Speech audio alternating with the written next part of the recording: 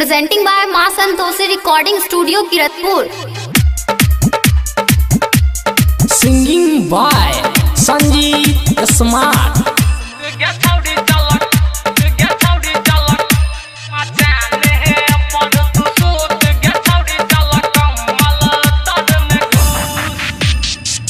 शीतल हरी गला गया जा रहा ठंडी में मन हमर करैया बारा सटलो हाँ यल शीतल हरी गला गया जा रहा ठंडी में मन हमर करैया बारा तोरा रखबोगे सब दिन खुश गे छौड़ी मचाने पर तू सूत गे छौड़ी चल कमल तर में घुस गे छौड़ी मचाने पर तू सूत गे छौड़ी चल कमल तर में घुस।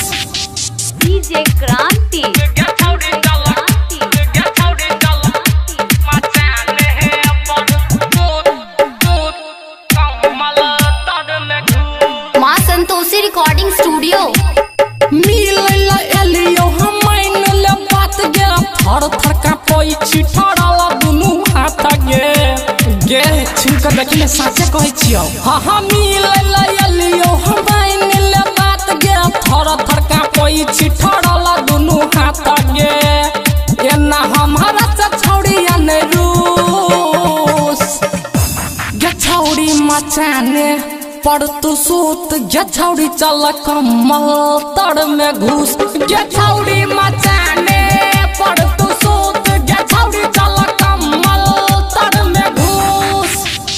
डीजे क्रांति गे छौड़ी चल गे छौड़ी चल मचाने पर सूत कमल तर में घुस।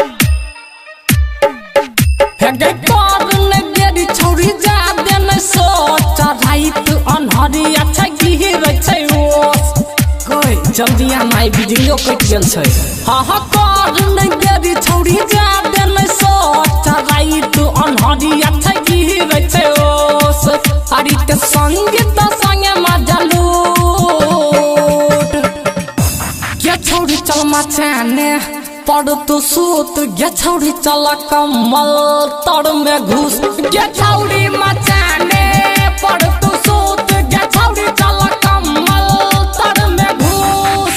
हाँ यल शीतल हरी गला गया जा रहा ठंडी में मन हमर करैया बारा तोरा रखबोगे सब दिन खुश गे छौड़ी मचाने पर तू सूत गे छौड़ी चल कमल तर में घुस गे छौड़ी मचाने पर तू सूत गे छौड़ी चल कमल तर में घुस। मां संतोषी रिकॉर्डिंग स्टूडियो हाट काछी किरतपुर।